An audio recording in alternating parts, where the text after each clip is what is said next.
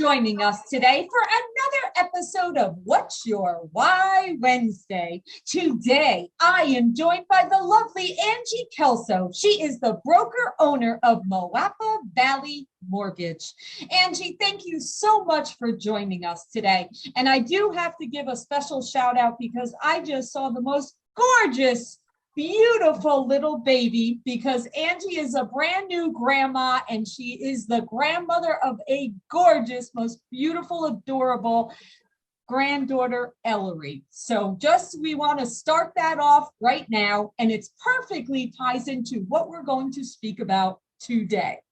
So Angie, all right, we know that most of us that came into this mortgage industry, it really wasn't deliberate. We all have those crazy stories of who brought us in or how we arrived, but we stayed. We stayed with it through cycles and changes and different things happening. And I personally think that is tied to our personal and professional why. So Angie, please share with us, what's your why? So let's go way, way back to when I was young. So I grew up in a very large family. There's 6 sisters, and actually I have 6 sisters and 2 brothers. Wow. So at the age of 10, my dad left, and my mom had to raise a very large family. And I was the 6th child out of, there's 9 of us. And it was at the age of 10 that I thought, okay, I don't ever want to be in a position where, I mean, my mom hadn't worked, so she had to go back to work and wasn't trained or even had any education, anything. So she had it really rough, but she is a tough woman, and she went back to work and she was able to provide for our family. Now, we grew up pretty poor, which was great. I mean, I have, a very large family, and I always wanted to have a large family myself because of the love and everything that you obtain from being raised in a large family. So at the age of 10, I was very determined that I was going to make something of my life so that if I was ever in a position where I had to take care of a family, I could do that. Well, flash forward, age 16, I got pregnant, married. Was only married 3 years, so then I too became a single mom at a very young age. And again, I was reminded how important it was to be able to provide for our family. I went back to school, put myself through school, not in mortgage industry. I got my degree in legal assisting, and I did not love it. So I met a wonderful man that I'm still married to today, and we have 5 children total. And so 20 years later, flash forward 20 years, my husband was an entrepreneur. We were always self-employed, and we had moved our family to the Vegas area. And right before the crash, my husband was in construction, and we had a small construction company, and then the crash happened. And once again, I found myself in a position that I had to I had to figure out a way to provide for 5 kids. My oldest was serving in the Marine Corps, but we still had 4 kids at home. So my sister happened to be refinancing her house at the time, and she had this really cute mortgage loan officer she was working with.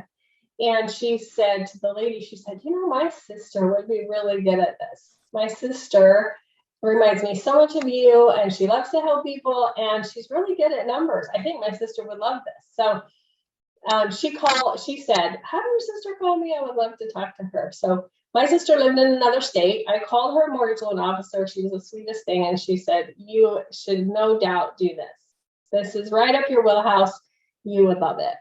So that's when I decided, okay, I got to figure out if this will work with my purpose in life. Like, will this work? It was very, very important for me to be at the crossroads for my children.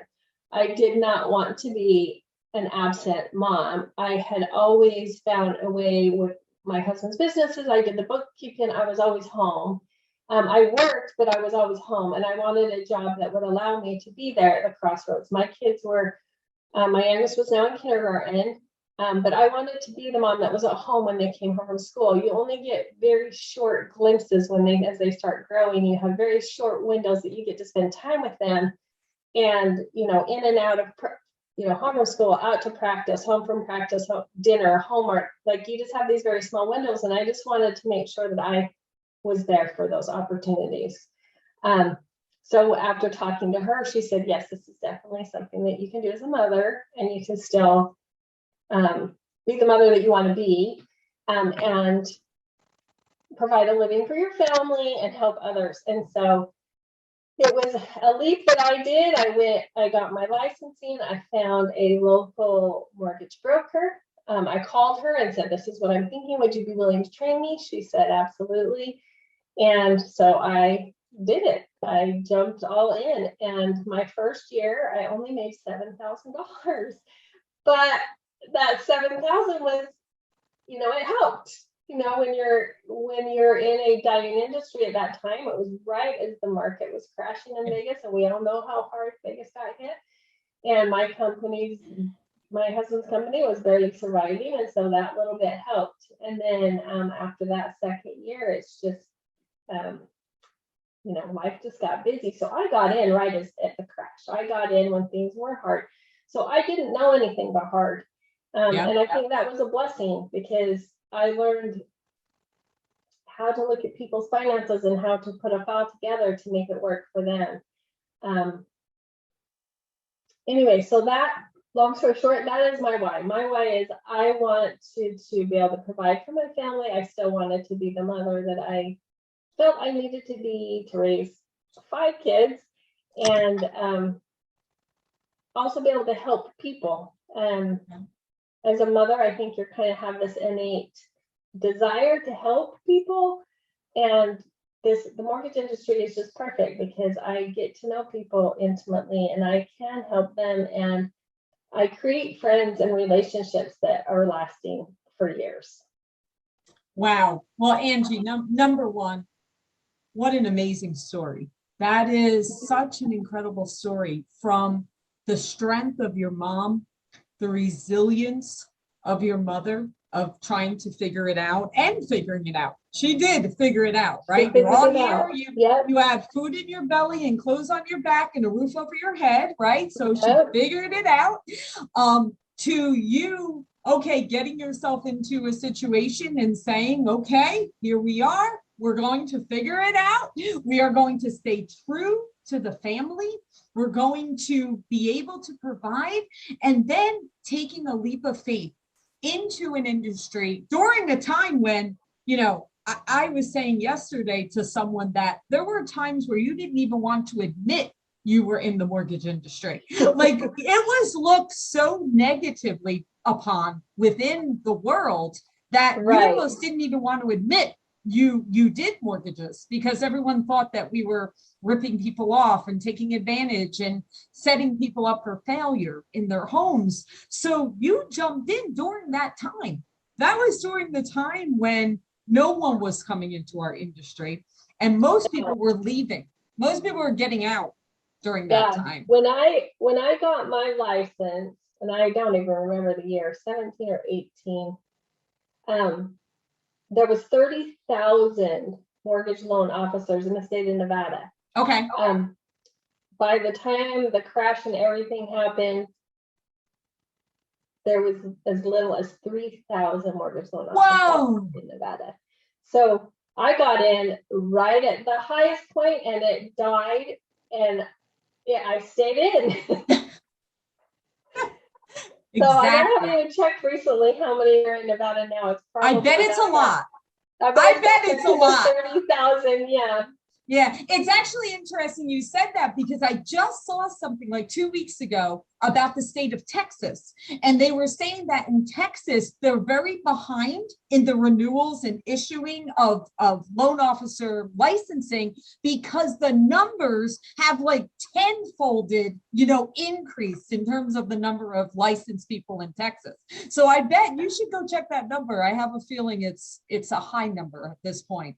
Wow. Well, we certainly get the picture of your why. And I agree with you. Listen, as I mentioned, you're a brand new grandma, and we know from moms that have grown children, those years are so precious and they do go by so quickly.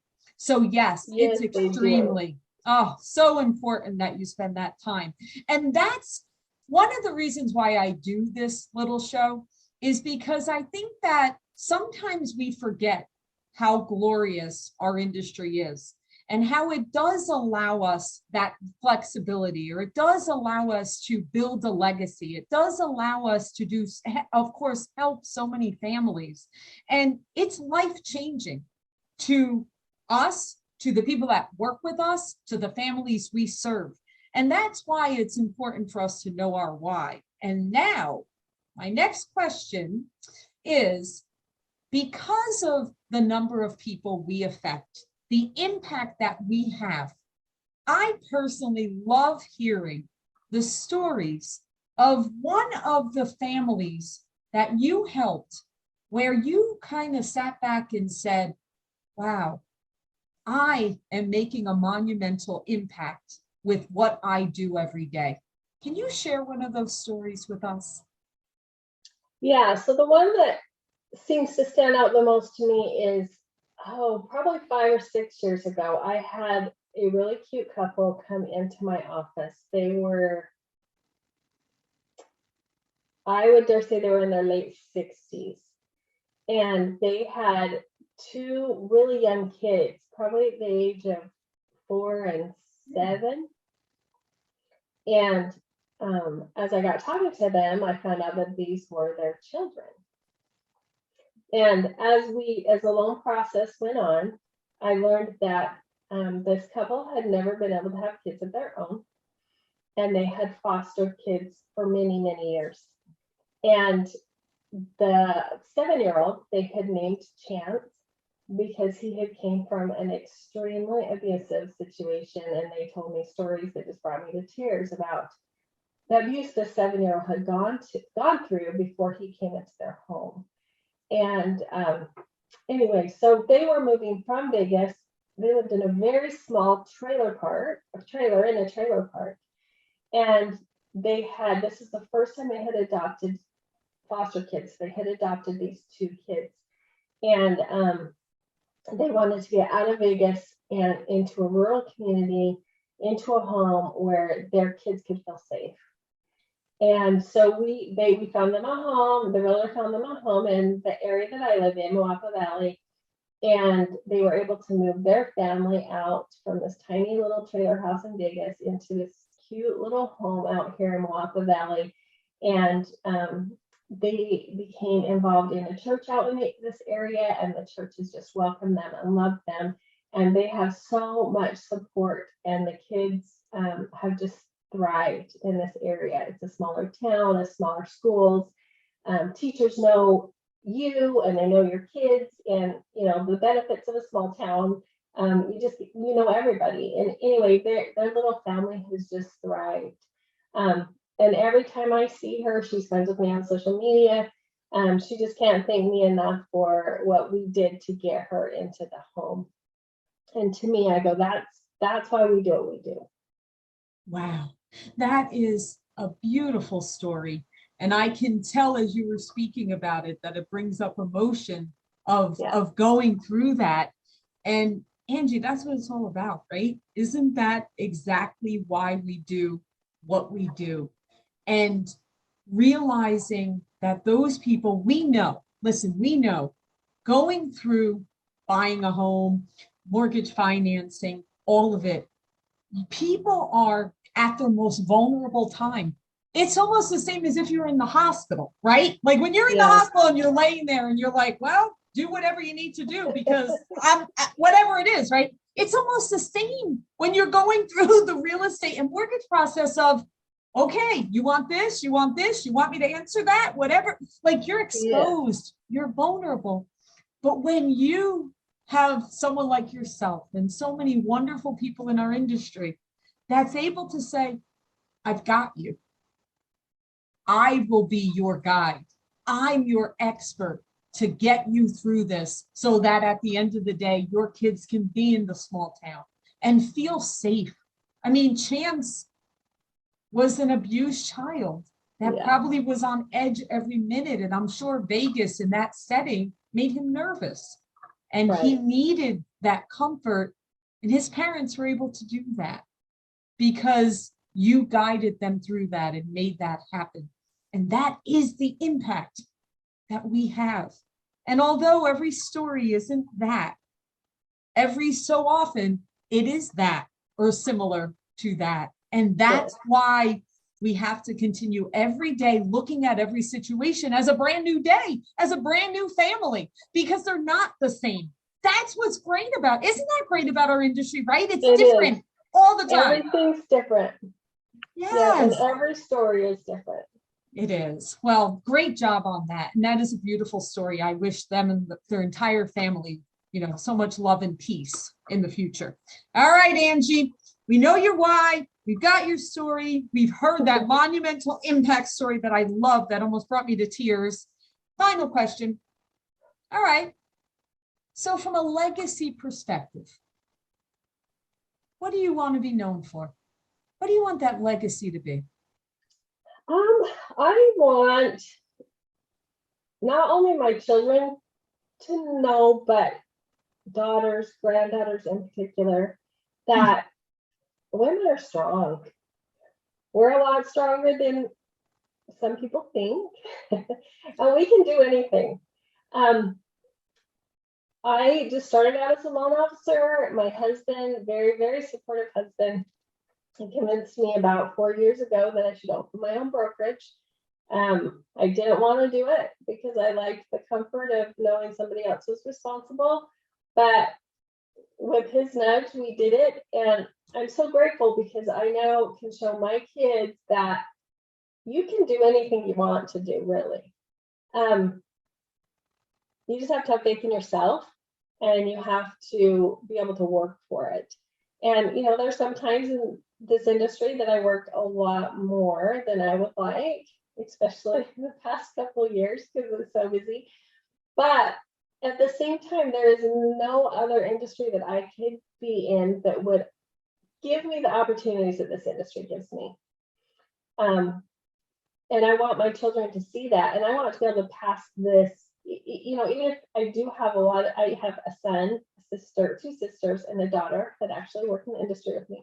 But I don't even care if they stay in the industry. I just want them to see what is possible and their potential. And with a little bit of hard work, you can really create the life that you want to create. Yeah, and I love that. And of course, I love the women's stuff too. And now you have a granddaughter. So now you've got a next generation to, I've got to teach her how to be a strong woman too. I can't wait to see what that generation does, because you can see like every generation of women, like it just keeps, getting bigger and bigger in terms of what the capabilities and the limitless. So I just can't wait to see it. But you are so right about what other industry honestly has no limit.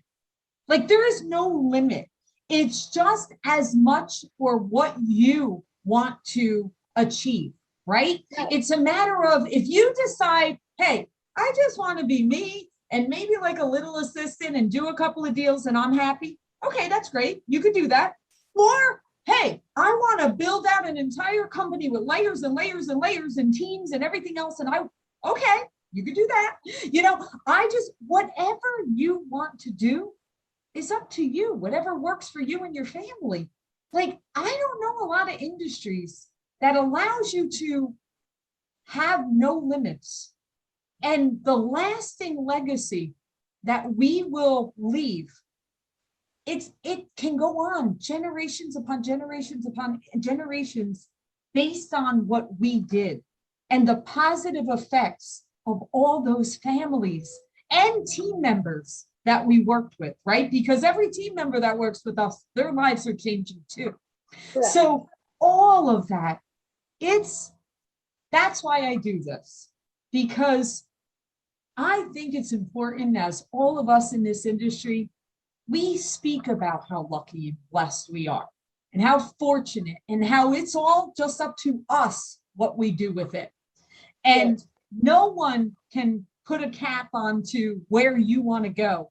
It's really just up to you. I love Exactly. it. Angie, you are amazing. I love catching up with you. I love hearing your story. It's absolutely incredible. I'm going to be tapping you on the shoulder for more. So you hold tight there. Thank you for sharing. Continue all the most blessings of success and good health and everything else, and enjoy that new grandbaby. I can't wait to keep watching pictures. Thank you. Thank you for having me on. Of course. Bye-bye.